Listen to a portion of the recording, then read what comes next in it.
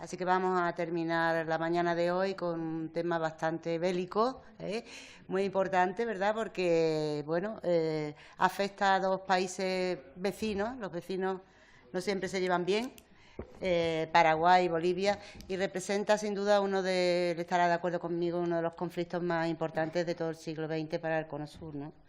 Un conflicto, además, una herida abierta que no se ha cerrado hasta muy recientemente, hasta el 2009, como hablábamos el otro día, bueno, que tuvo una tremenda repercusión para los dos países por la dureza del conflicto y por el tema que se trataba ahí, ¿no? Que se discutía. No me meto en el terreno tuyo y te paso a presentar.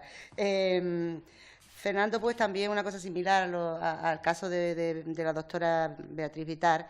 Él estudió, hizo su licenciatura, cursó su licenciatura en Historia en la Universidad Mayor de San Andrés y luego hizo su doctorado pues también en Sevilla, en el Departamento de Historia de América, en 1987, con una tesis que luego publicó posteriormente, que marca un antes y un después en la historiografía relativa a Oruro y al tema de la sublevación tupacamarista, que fue publicada con el título Oruro 1781, sublevación de indios y revuelta criolla. Fue publicado en La Paz.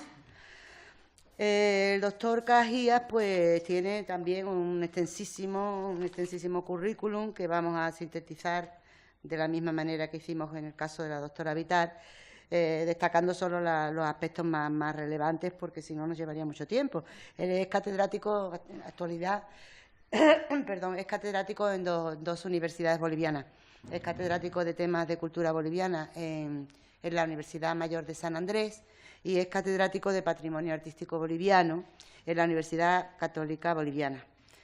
También ha sido profesor de la Academia Diplomática de Bolivia, no sé si sigue siéndolo en la actualidad, continúa hasta hoy. Antes de todo esto, decir que el doctor Cajías es doctor honoris causa por la Universidad Mayor de San Andrés desde 2015. Bueno, que es miembro de la Academia Boliviana de la Historia, que ha sido presidente también de la Academia Boliviana de la Historia en el 2010, y que tiene un número larguísimo de trabajos publicados en libros, artículos, en revistas especializadas, revistas, etcétera, etcétera, y periódicos. El doctor Cajías tiene otra faceta no menos importante en su ya larga trayectoria vital y profesional. Él ha sido también un miembro destacado de la política boliviana. Ocupó el cargo de embajador de Bolivia en España en la década de los 90 y además es viceministro de Cultura. Ha sido viceministro de Cultura, de manera que él ha sido protagonista de una gran parte de la historia más reciente de Bolivia y la conoce bien de cerca porque ha participado en ella. Así que es un lujo contar con la presencia del doctor Cajías esta mañana aquí en la Fundación. Orellana Pizarro. Bueno, muchísimas gracias. En primer lugar, agradecer a la Fundación Pizarro, a Carmen Mena, que nos sirvió de enlace, y bueno, a todos ustedes, los colegas y estudiantes que están acá. Bueno, la verdad que cuando fui invitado me costó volver a la guerra, porque después de haber estudiado la guerra del Pacífico y también todos estos problemas bélicos, hace años que me dedico a la fiesta. Entonces, yo dije, es la historia de otro tipo, ¿no? Bien, si me permiten recordar un poquito sobre el territorio. Bueno, las fuentes no están del todo acordes. Unos dicen que es de 1.141.000 kilómetros cuadrados, distribuidos en 4 países: Argentina, Paraguay, Bolivia y Brasil. Sintetizando, Bolivia se ha quedado con el 20%. Este mapa de Bolivia muestra cómo a veces solamente se conoce la parte andina de Bolivia, ¿no? Y sin embargo las tierras bajas divididas a la vez entre lo amazónico, el trópico de transición y el Chaco, es una parte muy importante. El Chaco boliviano actualmente comprende 3 departamentos, ¿no? Y 16 municipios en un total de 127.000 kilómetros cuadrados. El Chaco de Santa Cruz, que es el que heredó todo esto de Ñuflo de Chávez, tiene 86.000, que nació en la República a raíz de la explotación petrolera, y es muy importante ahora Charagua por ser la sede de la primera autonomía indígena, que es de la nación guaraní. Chuquisaca tiene 18.000 kilómetros cuadrados, su ciudad principal es Monteagudo, y Tarija, su provincia lleva el nombre de Gran Chaco, tiene como su capital Yacuiba y una ciudad que, como veremos en la guerra, es muy importante, Viramontes.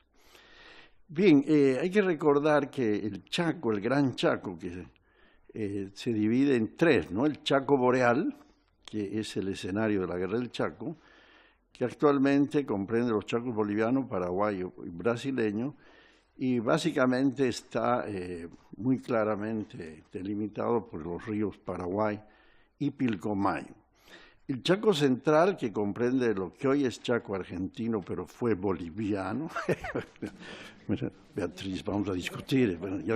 Bueno, está entre los ríos Pilcomayo y Bermejo y el Chaco Austral, el Chaco argentino al sur del río Bermejo. Bien, entonces acá vemos un mapa y bueno, explico que esto ha sido tomado un tanto de la famosa nube, que si hay alguna falla de derechos de autor, por favor, no son míos, ¿no? Bien, entonces vean todo lo que ocupa, ¿no? el Chaco. Y algo que no hay que olvidar es, y sobre todo porque es una de las causas de la guerra, es que la macrorregión del Chaco comprende la gran cuenca del Plata. Vale decir, ahí nace el Pilcomayo en Bolivia, pero es fundamental en el Chaco, el río Bermejo, por supuesto el río Paraguay, el Paraná, y luego se unen al Uruguay, y con el río de la Plata desembocan en el Atlántico. Entonces, esto es muy importante tomar en cuenta porque, como ustedes saben, la cuenca del Plata es una de las más grandes del mundo, ¿no? En longitud, en número de ríos, porque aquí nos citamos la gran cantidad de afluentes. Bien, ¿cuál es la causa principal de la guerra? Sin duda, el conflicto heredado de las fronteras externas.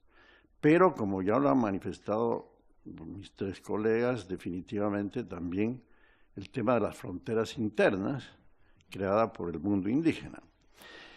Bien, las fronteras, recuerden, de las nuevas repúblicas hispanoamericanas quedaron fijadas, y esta fue una cuestión bastante inteligente, por el Utiposidetis de 1810, es decir, lo que se poseía antes del inicio, ya, aunque la guerra de independencia empieza en 1809, y ahora, por supuesto, con la reivindicación de la historia indígena se considera que empieza con Tupac Amaru, Tupac Katari en 1780, pero cuando se da en grande, recuerden, y cuando ya Buenos Aires se libera, etcétera, es en 1810, y entonces se establece que las demarcaciones de los nuevos países en base a las posesiones coloniales antes de la independencia. Pese a los deseos de Bolívar, todos sabemos también,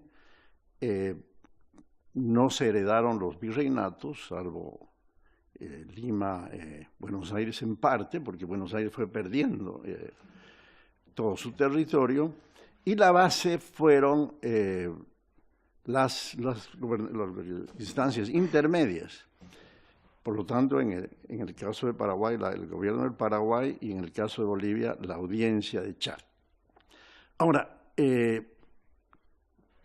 los gobiernos bolivianos consideraron que dentro de su herencia estaban tanto el Chaco Boreal como el Chaco Central. Esto es lo que llamamos en Bolivia nuestro mapa del luto. Todo lo que perdimos a lo largo de la historia.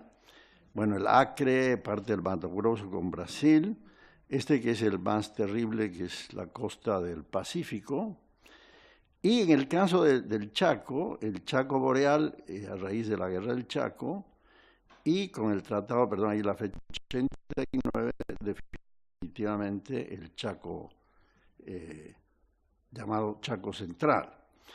Una breve referencia al tema con la Argentina, y aquí ha recordado muy bien el colega paraguayo que desde el inicio de la República hubo un interés de la Argentina por no solamente el Chaco Central, sino pero el lado del presidente Hayes le dio la razón al Paraguay, aunque ese laudo Bolivia no lo aceptó porque también afectaba lo que creía Bolivia que le pertenecía. En todo caso, la Argentina ha tenido fuertes intereses en el Chaco boreal.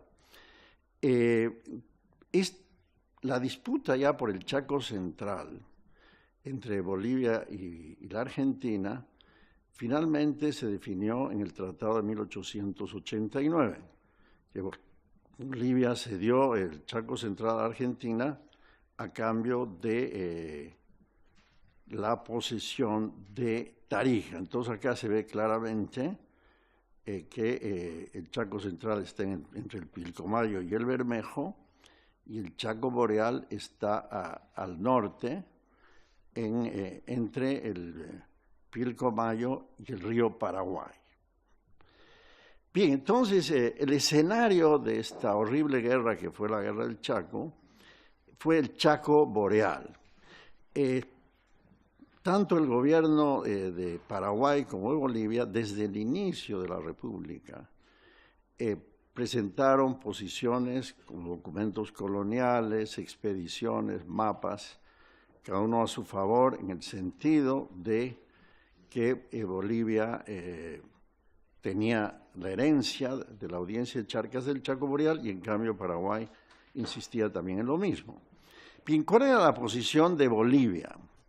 En líneas generales, Bolivia establecía que su frontera era el río Paraguay, o sea, a la larga dominaba todo el Chaco boreal, era la zona en disputa, ¿no? Entonces ven acá la frontera del río Paraguay y por lo tanto establecía, los más radicales decían que llegábamos hasta Asunción, ¿no?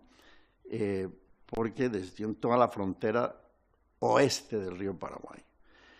Y en cambio Paraguay planteaba que eran dueños de todo el Chaco boreal, inclusive y algunos plantearon, y en la propia guerra, que llegaba hasta el río Parapetí. Y otra de las fronteras que se planteaba es que era la frontera de la cordillera. Bien, antes de que sucedió la guerra, hubo un intenso, como llama Roberto Queijazo, preludio diplomático, ¿no? Los gobiernos de Paraguay y Bolivia, es cierto, buscaron solucionar salomónicamente su controversia, pero mediante tratados, protocolos y al último mediante conferencias con mediadores. El momento más cerca de un arreglo fue las dos últimas décadas del siglo XIX, en que se dieron 3 tratados que al final no fueron aprobados por el Congreso del Paraguay, y inclusive el de 1886 llegó a dividir el Chaco en 3 partes, ¿no? Bien, paralelamente, y esto sucedió en todos los conflictos entre países americanos, al uti possidetis iure acompañó el uti possidetis factum, es decir, lo de hecho es lo que nos pasó con Chile, que había la disputa, pero a la vez Chile fue habitando el territorio, igual en el Acre con el Brasil, ¿no? Y ese fue un error de Bolivia. En todo caso, expediciones, concesiones de tierras, por ejemplo, a los menonitas, Bolivia fundó el Puerto Pacheco, en fin. En todo caso, en el siglo XX, cada vez el arreglo diplomático se fue alejando. La última vez fue en 1907. Aquí ven una cantidad de tratados que subían, bajaban en torno al Chaco Boreal y ninguno al final se llevó a cabo, ¿no? Uno de los más al río Central, ¿no? Bien, ya en la década de los 20, la situación empeoró enormemente. Y a esta posición pacífica, mediante haciendas, puertos, expediciones, etcétera, se priorizó la posesión militar. Entonces, ambos países, como en un juego de ajedrez, fueron colocando fortines.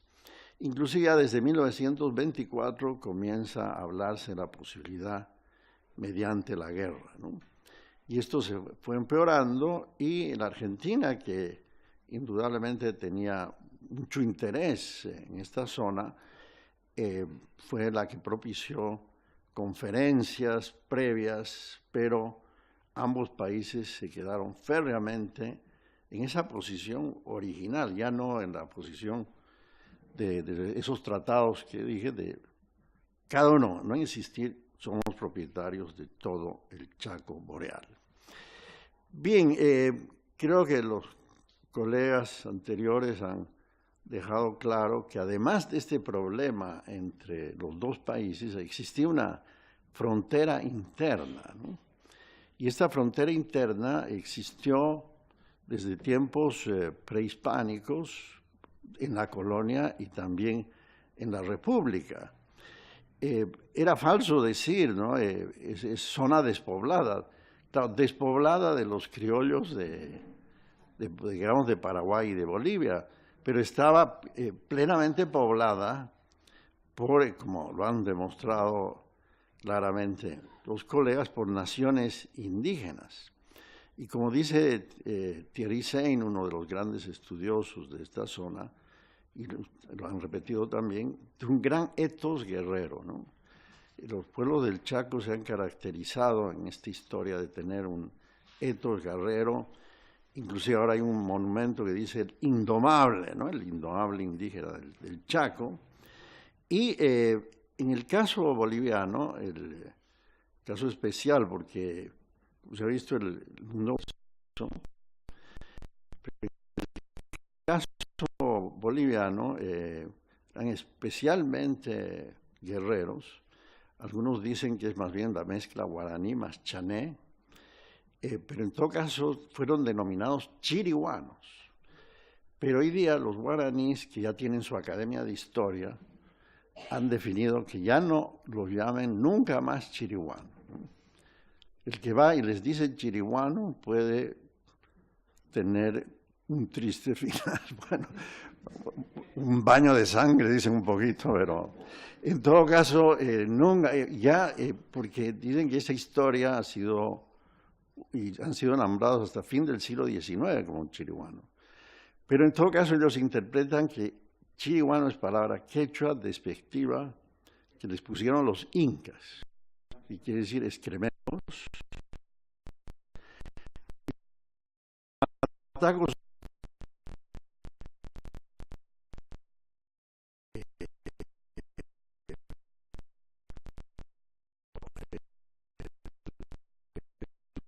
río y los incas la colina, pues la palabra samaipata quiere decir colina de descanso, pero ahí nace la palabra guaraní.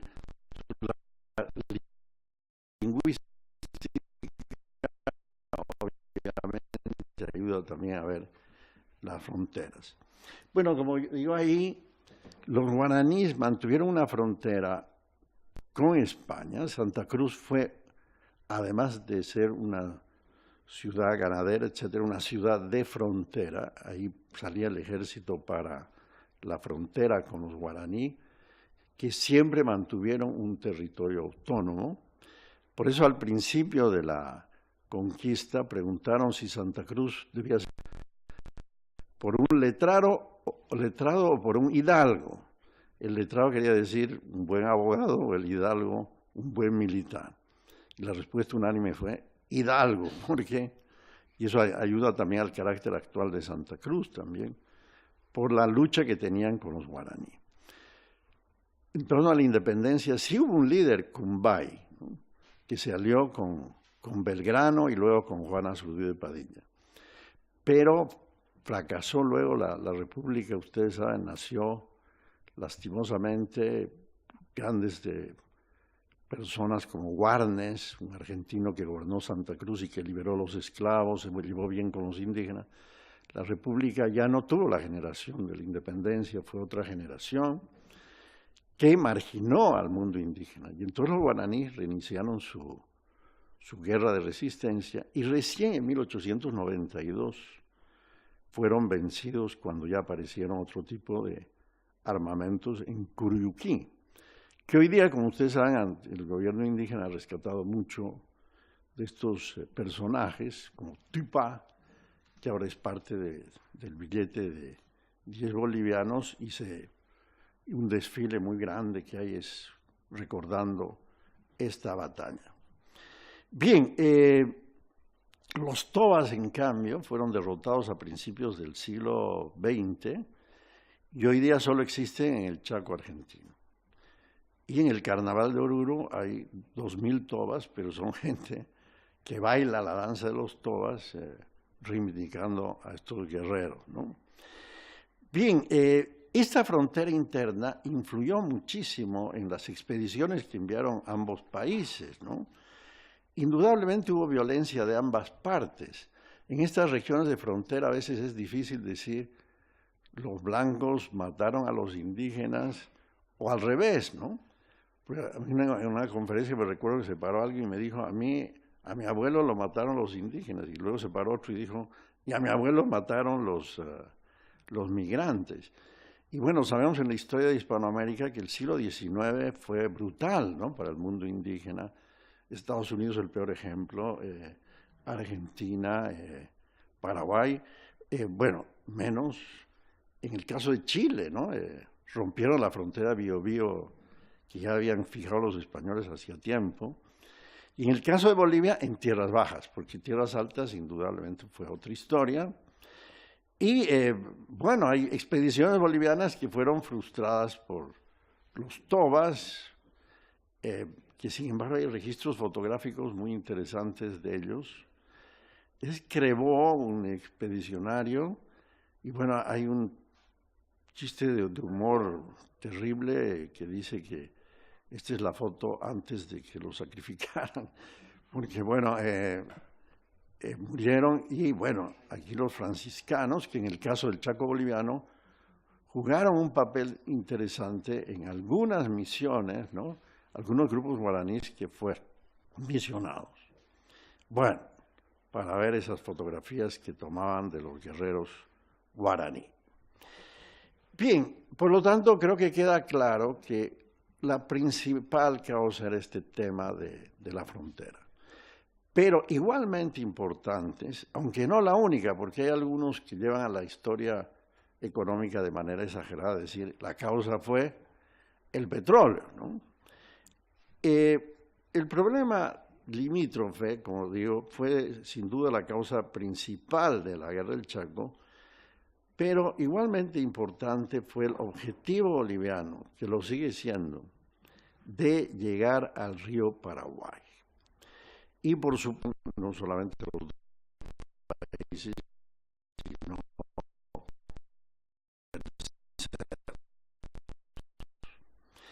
el Chaco Boreal, por lo menos en los documentos de reclamo, significaba para el Paraguay. Ellos decían, ¿por qué los bolivianos, teniendo un territorio mucho más grande y con mineral, por qué quieren además el Chaco? Geopolíticamente para Paraguay era ampliar su territorio. En cambio, para Bolivia, tener un puerto soberano en el río Paraguay, por las leyes internacionales de los ríos, significaba salir al Atlántico. Y esto explica por qué Bolivia manda tantas misiones y se preocupa tanto después de la Guerra del Pacífico, porque se perdió con esta guerra el acceso al Océano Pacífico. Entonces, sobre todo por empuje de Santa Cruz, digo, pero ¿por qué tienen que mirar al Pacífico? Miren también al Atlántico. Bien, y por otro lado, indudablemente que es una causa fundamental de la guerra, el descubrimiento del petróleo en la región. Me baso en un historiador boliviano del petróleo que establece que en 1913, Carlos Miranda, se perfora el primer pozo petrolero en Bolivia. Hay varias concesiones, pero la principal es la famosa empresa de Rockefeller, la Standard Oil, ¿no? Y la Standard Oil inclusive es tan monopólica que el propio gobierno de Estados Unidos les obliga a dividirse, ¿no? Y en este sentido, Standard Oil es la que obtiene en 1923 la explotación del petróleo. Y ahí surgen poblaciones que ahora son muy importantes como Camiri, Sanandita, y comienza a ver el problema limítrofe porque para exportar era necesario un oleoducto que pase por el Chaco. Hay la tesis que la Shell, que se ubica en Paraguay, entra en el conflicto con la Standard Oil y que eso también, esa posesión petrolera, sería una de las grandes causas de la guerra del Chaco. Pero en todo caso, en esta zona de Camiri, o sea, al norte del Chaco Boreal, comienza a cambiar pues su fisonomía y también tiene fuerte repercusión en las poblaciones indígenas al abrirse los pozos, etcétera, etcétera. Por supuesto que todos sabemos que para un conflicto bélico a veces soluciona las crisis internas, ¿no? Hay líos internos y entonces a la guerra para tener una unidad. En América Latina en general, la crisis del modelo llega después del quiebre de Estados Unidos, no después de la primera, porque el mercado para las materias primas lo absorbe Estados Unidos. Entonces, cuando Estados Unidos entra en crisis, el modelo entra en crisis en América Latina y en Bolivia especialmente es muy fuerte la crisis de 1930 y por lo tanto la aparición muy fuerte de las ideas nacionalistas y socialistas, comunistas, anarquistas, etcétera, que son vistos como un peligro y entonces definitivamente es otro factor que influye para ir a la guerra. Muy poco voy a hablar del conflicto bélico porque es obviamente muy triste. El primer enfrentamiento militar se produce en diciembre del 28, cuando en Bolivia se noticia que el Fortín Vanguardia, uno de los fortines que Bolivia había creado, era invadido, y se hace la represalia con la toma del fortín paraguayo Boquerón. En todo caso, los países de América Latina se movilizan para evitar la guerra y aceptaron la mediación y la búsqueda de una solución pacífica. Pero 4 años después, por la posesión de una gran laguna, que como han dicho los colegas, es una zona sin agua, el Chaco, tener una laguna ahí para abastecer, que fue un lugar, escenario de mucha lucha entre indígenas por la posesión, los bolivianos la llamaron Chuquisaca, y todo esto origina la terrible guerra que costó la vida a mucha gente, que se dice que proporcionalmente los dos países menos habitados equivale a las muertes de la Segunda Guerra Mundial. El principal objetivo según Querejasu, que escribe Mazamaclay, que es la historia más completa desde el lado boliviano de la guerra, el principal objetivo militar de Bolivia era llegar al río Paraguay. En cambio, el del ejército paraguayo, evitar que Bolivia llegue al río Paraguay. Y para Paraguay la guerra era más terrible en el sentido que si Bolivia tomaba el Paraguay, podía llegar más rápido a Asunción. En cambio, la sede de gobierno, La Paz y otros lugares estaban bastante lejos. No así Santa Cruz, que sí se sintió amenazada, ¿no? Fue una guerra muy violenta, muy heroica, y en los 2 primeros años de la guerra la mayor parte de las victorias fueron del Paraguay. Tanto es así que Paraguay ocupó y sigue ocupando, por supuesto, la mayor parte del Chaco Boreal. Inclusive a fines del 34, y eso fue una alegría para Echevarría, el jefe del ejército paraguayo, llegaron al Parape. Pero Paraguay tenía que tomar el centro vital de la actividad boliviana, que era Villamontes, ¿no? Y ahí ya teníamos detrás la montaña, ¿no? La montaña en Bolivia ha tenido 2 problemas, ¿no? Por un lado, nos ha dado tanta riqueza minera, pero por otro lado, pasar la montaña ha sido el problema de llegar al mar, ¿no? Y desde tiempo es que tenemos un poco la mentalidad mediterránea en el sentido de no tener mentalidad de mar, ¿no? Bien, entonces 2 aspectos son favorables a Bolivia en el 35. Defiende exitosamente Villamontes y defiende los pozos petrolíferos, especialmente Camiri, y aunque el ejército paraguayo toma Charagua, la contraofensiva boliviana recupera Charagua y hace retroceder al ejército paraguayo unos 100 kilómetros al sur del Parapetí, que esto es fundamental luego para los acuerdos de paz, ¿no? Bien, aquí unas imágenes que recuerdan estos momentos de la Guerra del Chaco, donde el último año se llamó a toda la reserva, ¿no?, posible de criollos, mestizos, indígenas, etcétera, etcétera. Bien, por diversas razones humanitarias, porque era el colmo que se siga matando 2 países como Paraguay y Bolivia, políticas económicas, especialmente Argentina, presionaron para que se lleve a las negociaciones de paz. Y el 12 de junio de 1935 se declaró concluida la guerra, e increíblemente estos soldados que se insultaban, que peleaban, etcétera, se abrazaron, ¿no? Y las ciudades festejaron grandemente la paz. Y la base de la negociación era hasta dónde habían llegado ambos ejércitos. Pero las conversaciones de paz fueron una guerra diplomática que duró otros 3 años, ¿no? Y en esos 3 años el punto central del debate es que Bolivia reclamaba un puerto en el río Paraguay. Y Paraguay decía, no, nosotros, además veían el peligro, ¿no?, de que en ese momento Bolivia tenga un puerto en el Paraguay.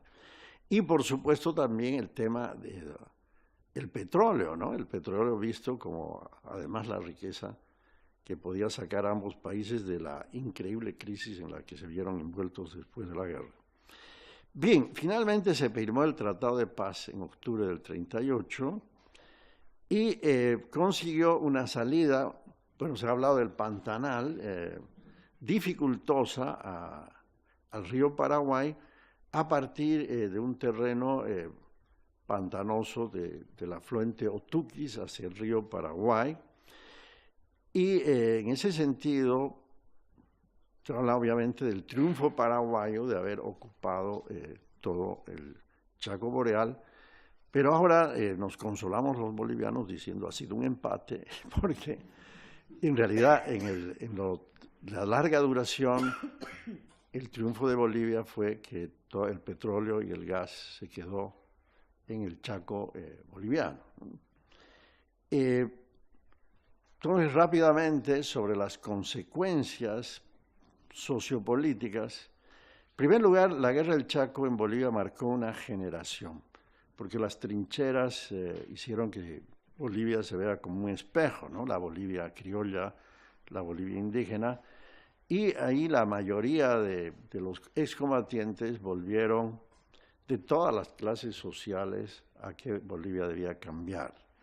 Y esta generación creó militares como Bush, como Villarroel, héroes de la guerra, pero a la vez caudillos del proceso de cambio. Precisamente, a la Standard Oil, inclusive pese a la oposición norteamericana, se la nacionalizó, se la consideró traidora porque nunca quiso ayudar, se declaró neutral, inclusive fue sacando equipos, en fin. Y el gobierno norteamericano obviamente que quiso que se le devuelva la Standard Oil, pero vino la Segunda Guerra Mundial y ya los norteamericanos más necesitaban el estaño boliviano que el petróleo y se olvidaron de apoyar a la Standard Oil. Pero en todo caso, esta etapa, después de la Guerra del Chaco hasta el 52, fue de una transición violenta. Unas veces subía gente más de izquierda, otros de derecha, pero el 52 finalmente se produce la revolución, que produjo tantos cambios en Bolivia, aunque fue luego una revolución frustrada.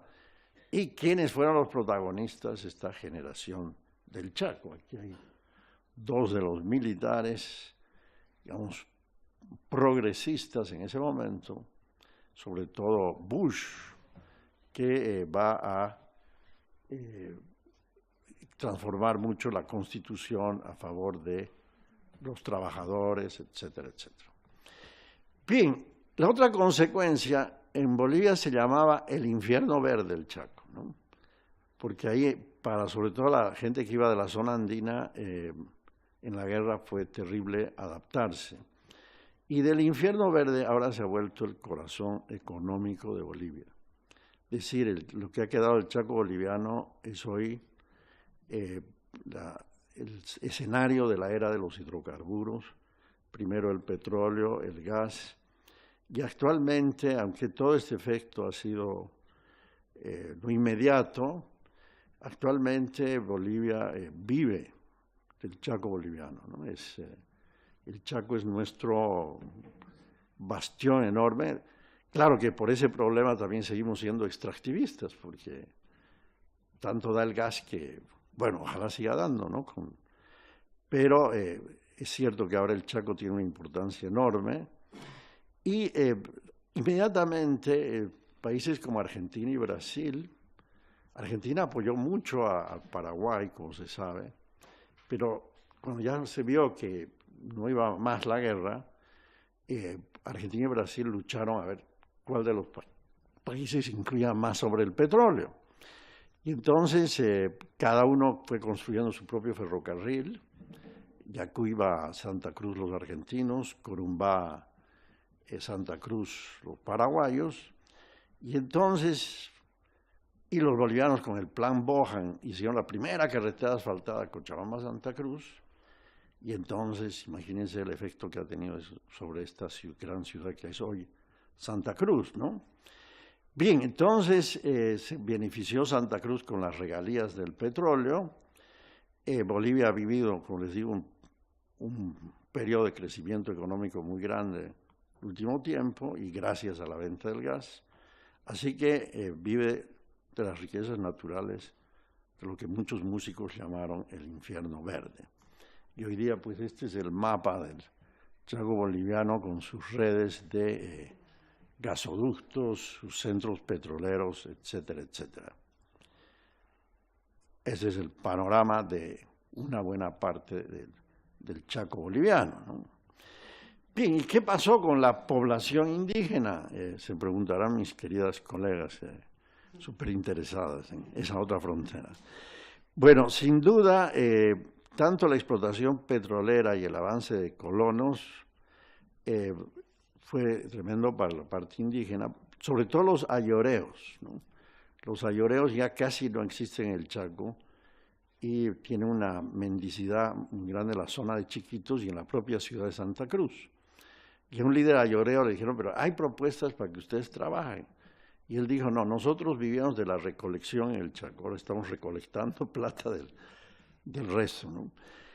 Sin embargo, la población del Chaco boliviano, pese a la pérdida de los ayoreos, tiene actualmente 294,000 habitantes, criollos, hay mucho migrante también andino, aymara y quechua, Y los indígenas originarios del Chaco, aunque los guaraníes no son tan originarios, llegaron después, hoy día, que ya no quieren llamarse chiriguanos, recuerden, llegan a 77.000, aunque algunos dicen como el censo se hace de acuerdo a la pertenencia, que uno dice yo soy guaraní, y solamente eso lo pueden hacer los mayores de 15 años, entonces si multiplicamos por 4 son más de 100.000. Los guaraní matacos, apenas 2.500 que están en Villamontes, y los tapietés son unos guaraníes muy rebeldes que no quieren tampoco ver con los guaraníes, pero son muy pocos, ¿no? Bien, los guaraníes, como les digo, es una identidad muy fortalecida, resistieron a los incas, a la colonia, a la república, pero cuando se dio la batalla de 1892, algunos, sobre todo en la zona Chuquisaca, fueron semi-esclavizados. Durante la guerra su crisis de identidad fue increíble, pues no sabían a cuál de los dos países pertenecían. Inclusive uno que luchó por los derechos guaraníes, inmediatamente los hacendados lo acusaron de traidor a la patria y lo mataron. Pero actualmente, y no desde ahora, ¿no? En Bolivia la década de la identidad indígena empieza en los 80. Es cuando, porque el MNR dijo, ya no usemos la palabra indio, los de la Revolución del 52, usemos campesino. Y en los 80 muchos pueblos indígenas dijeron, ¿por qué nos vamos a llamar campesinos si hay indios también en la ciudad? Entonces de campesino a indio volvió y sobre todo en tierras bajas se organizaron en diferentes asociaciones y los guaraníes tienen la asamblea del pueblo guaraní, siguiendo la idea del ñambuatí, que la máxima autoridad es la asamblea. Y ahí viene la discusión de pueblos sin Estado o contra el Estado, ¿no? Así que los guaraníes saben lo que es el Estado, pero porque saben, no quieren tener Estado, ¿no? Y hasta ahora se organizan en asamblea solo cuando es necesario. Lo demás... y en la nueva Constitución se permite que los indígenas tengan autonomías territoriales, pero cumpliendo unos requisitos. Y los únicos hasta ahora que han logrado cumplir han sido uno de las comunidades guaraníes llamada Charagua. En todo caso, hay 3 naciones guaraníes dentro de la nación, que son los Aba, que se consideran los verdaderos guaraní, los Isozó y los Simba. Bueno, esta es una foto de la Guerra del Chaco. Y lo increíble es que ha surgido, a mí ya me falta 2 aspectos más, la identidad chaqueña, que antes no había, ¿no? Los del Chaco ahora quieren ser un departamento, el 10º de Bolivia. Pero imagínense, Santa Cruz, ni Tarija, ni Chuquisaca quieren, porque se les van las regalías, ¿no? Pero en todo caso ahí los 3 quieren ser. En todo caso ha surgido, además de la identidad indígena guaraní muy fuerte, una identidad criolla chaqueña, que a los chaqueños, ¿no? Que dicen, porque en Bolivia a los andinos les dicen collas y a los de tierras bajas cambas. Ellos tienen un letrero que dice ni colla ni camba, chaqueño, ¿no? Entonces, eso vamos a discutir con Beatriz, de dónde es la chacarera, ¿no? Pero además el nombre es de Chaco, ¿no? Chacarera. Entonces, siempre ha sido conocida como Argentina, pero ahora la chacarera boliviana es enorme, ¿no? Y está presente en todas las fiestas patronales. Vean a Tupa, el último líder guaraní del 92, hoy día su principal monumento está en Charagua. Como digo, su fiesta es reconocida ahora como una de las fiestas nacionales, ¿no? Aunque los guaraníes dicen, nosotros no festejamos la fiesta de la independencia, porque siempre hemos sido independientes. Más bien en esta masacre, porque fue una masacre. Permítame contar la terrible anécdota que escribí Isabel Borges, porque siempre se llamó batalla, pero hubo en esto que dice Comunidad de Paraguay, Candire, lo de la tierra de Simbal, hubo una especie de profeta que dijo, me ha llegado el aviso de la tierra sin mal. Entonces casi fueron a la batalla, nos van a proteger los dioses, y se dejaron matar, o sea, no estaban preparados para la defensa. Entonces no fue una batalla, fue en realidad una masacre. Pero ahí seguramente encontrarán imágenes similares en los chacos de los otros países, el ganado vacuno, y esta danza que la chacarera ha puesto Bolivia, es decir, en toda Bolivia es una de las danzas ahora más populares. Bien, y actualmente de pronto, imagínense lo que parecía un reto imposible, salir al Atlántico por el río Paraguay, a partir de la zona pantanosa, se ha convertido en una realidad, y gracias a empresarios como Joaquín Aguirre. Hay 3 puertos ahora privados y uno estatal, el puerto Bush. Su exportación es relativamente pequeña, pero después de lo que nos ha sucedido en La Haya con Chile, han comenzado a soñar de nuevo con el Atlántico y los han certificado a los puertos privados. Hay, por supuesto, convenios con Paraguay. Argentina hace tiempo nos ha ofrecido Rosario, los uruguayos también Montevideo. Entonces ya se empieza a exportar soya. Los empresarios cruceños ya lo dijeron a principios del siglo XX. Veamos el Atlántico, ¿no? Cuando había plata para ferrocarriles, salir por ahí, el hierro del Mutún, el clinker. Y bueno, ahora estas son las 2 ferrovías. Ahora hay una carretera asfaltada de 4 vías que llega hasta Puerto Suárez, y esto, por supuesto, ayudará.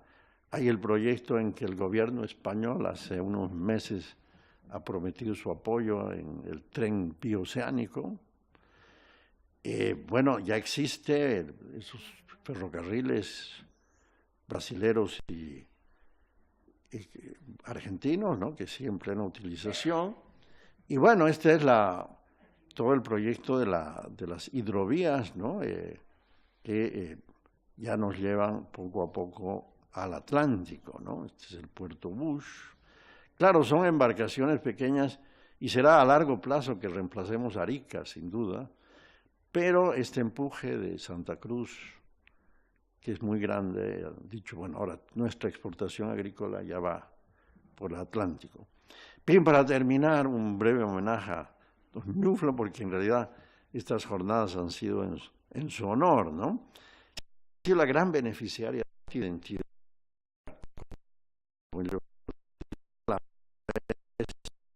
Es la ciudad más cosmopolita de Bolivia, es la región, la capital económica más fuerte, así que don Ñuflo, cuando resucite, va a encontrarse con esta nueva ciudad, más grande que su ciudad de origen, ¿no? Cuando el 92 comparábamos ciudades, Córdoba con Córdoba, Guadalajara con Guadalajara, en fin, decíamos en Santa Cruz, en este caso es un poquito más grande que Santa Cruz, porque ahora que se la recuerde. Además, a veces se preguntan en tierras bajas, ¿por qué se llama de la sierra, no? Entonces, es claro, por su origen. Bueno, muchísimas gracias.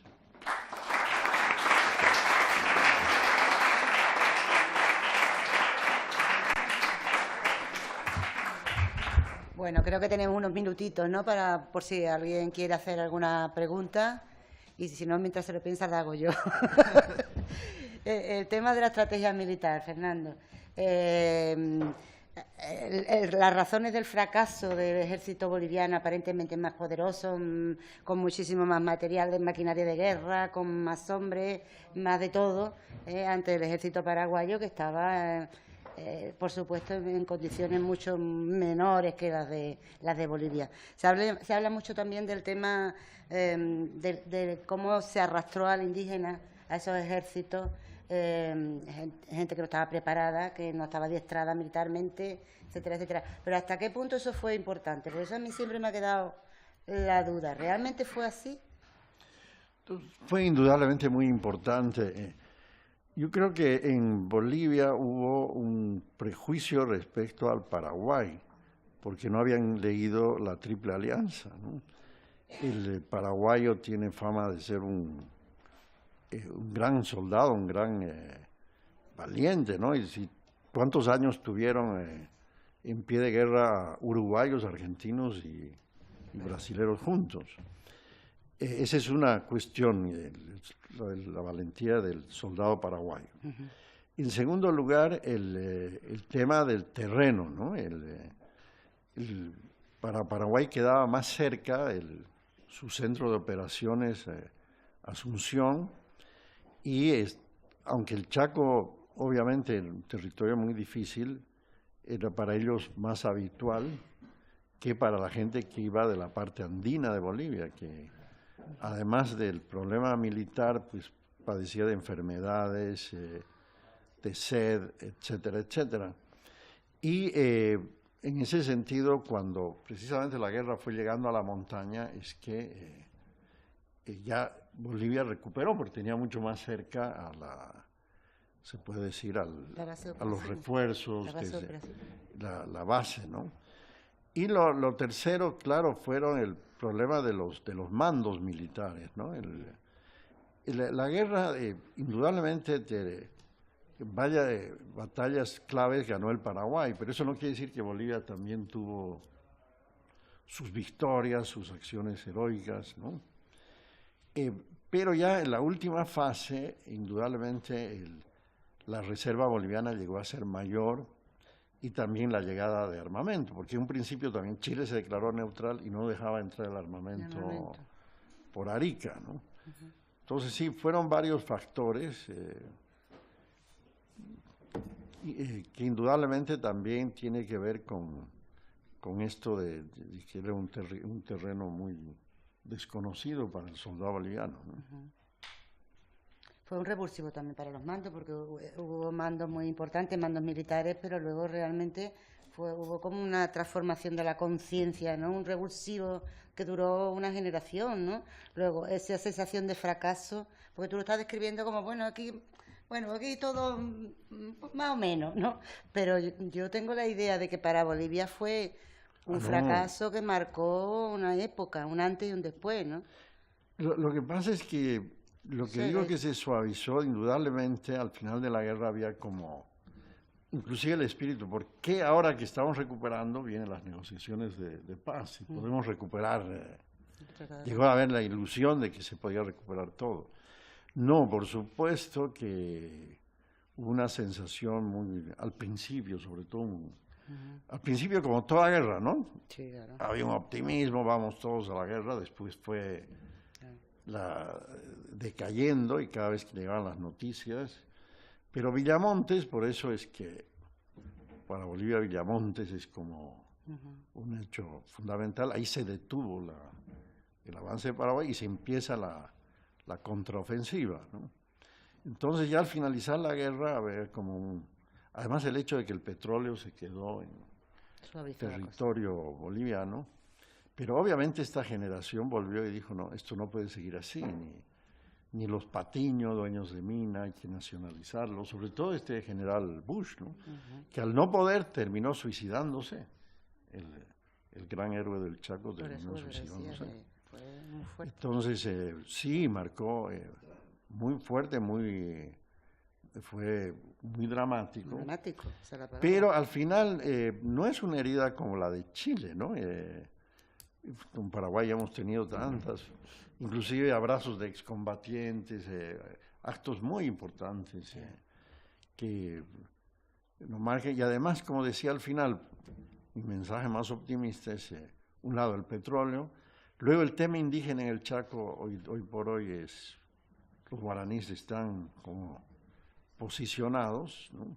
Inclusive han llegado a sacar un fondo, ¿no?, de compensación por la explotación del petróleo, que también tiene sus problemas, ¿no? Porque el caso de los Huenayec, casi con la renta que reciben del petróleo, dice, bueno, ya para qué seguir trabajando, ¿no? Porque como somos pocos, se distribuyen mejor, ¿no? Y el hecho de que lo de la llegada al río Paraguay se está convirtiendo en una realidad, poco a poco una realidad, hace que la visión sea, ya digo, inclusive en el largo plazo decir, bueno, la guerra al final ha sido no una derrota, sino un trágico empate, ¿no? Con Chile las cosas siguen igual, las negociaciones siguen rotas, ¿no? Los contactos diplomáticos. No, ahora más que nunca. Ahí ese vecino, eso que mi nuera es chilena. Ese vecino no lo habéis superado. Eso muestra las cosas. Así que no voy a hablar de eso. De Chile.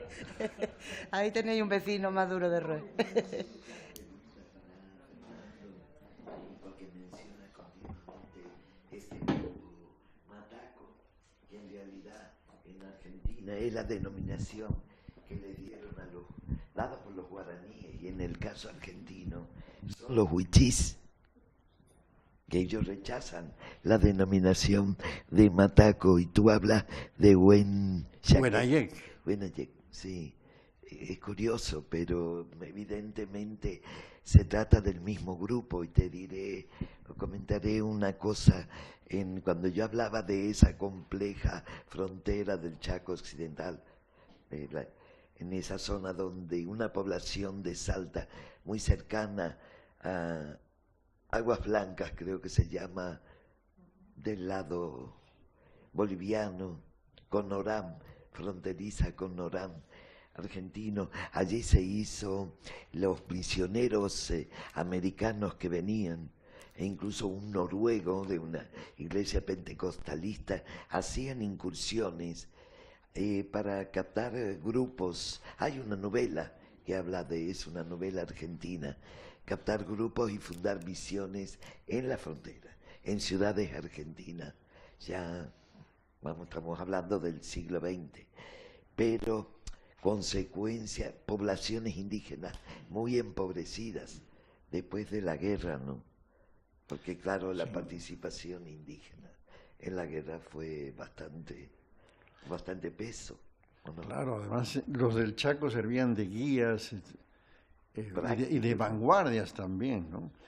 Bueno, en el caso de Bolivia, ya en el 2002 se decidió hacer un censo que para muchos ha sido crítico, que no se incluya la palabra mestizo ni criollo, sino ponían a qué nación considera usted que pertenece, para saber sobre todo la nación indígena.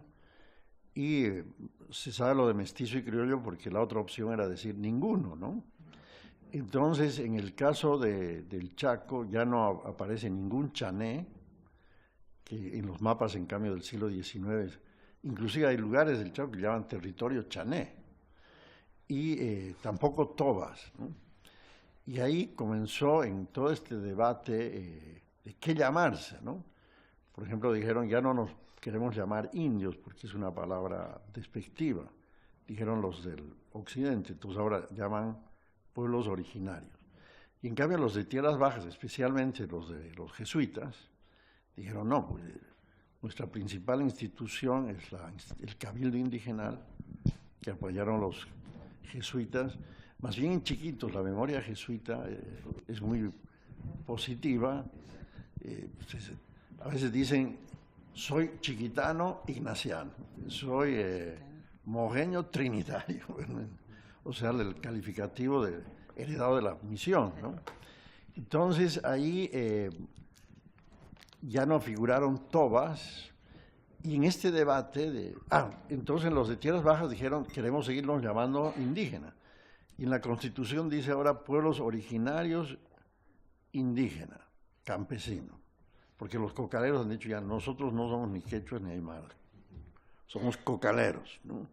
Por su actividad económica, pero no han puesto coma tampoco, porque sería lo mismo, ¿no? Entonces, en el Chaco sucedió esto, ¿no? Que los guaraníes, ante el debate si eran chiriguanos, dijeron, nosotros guaraní. Y en el caso de los matacos, pero no sé el proceso, dijeron, no, nadie más nos tiene que llamar matacos, sino Huenayec. Y así figuran ahora en el mapa, en la Constitución, como Huenayec. Pero como ustedes han dicho, las colegas, sobre todo en la parte indígena, había muchos más pueblos, ¿no? Entonces ahora, eso ya son estos tres que mencionó los que han sido reconocidos en el Chaco. Gracias. Seguiremos hablando. ¿Alguna pregunta más o dejamos aquí?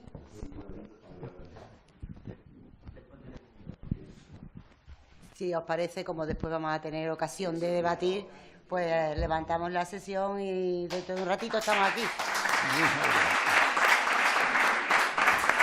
Muy bien, Fernando. Muy interesante todo. Madre, es que es un tema que me gusta mucho.